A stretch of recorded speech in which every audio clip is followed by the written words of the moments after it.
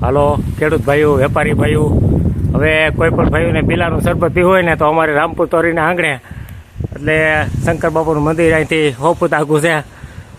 એટલે એમાં આજુબાજુમાં બિલ્ડિયું છે, જોવા પીલા.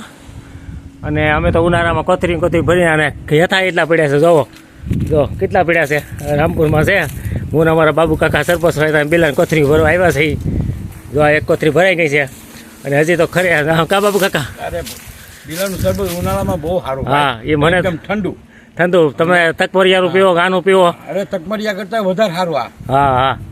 આ સિટીમાં તો વેચાતી નથી મળતું, આ ઓરિજિનલ વસ્તુ કુદરતી. આ બેલી પાણી પીયા વગરની છે. એટલે આનું શરબતના માલિક આગળ માવા અમે ખાતો ને તો ગર હતો લાગે છે.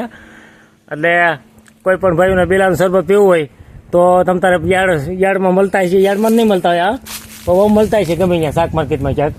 હા, એટલે શરબત પીવામાં બહુ સારું છે. અને આમાં ડાયાબિટીસ ખાઈ જાય કા બાબુ કાકા? અરે ડાયાબિટીસ વાળાને બહુ સારું. હા.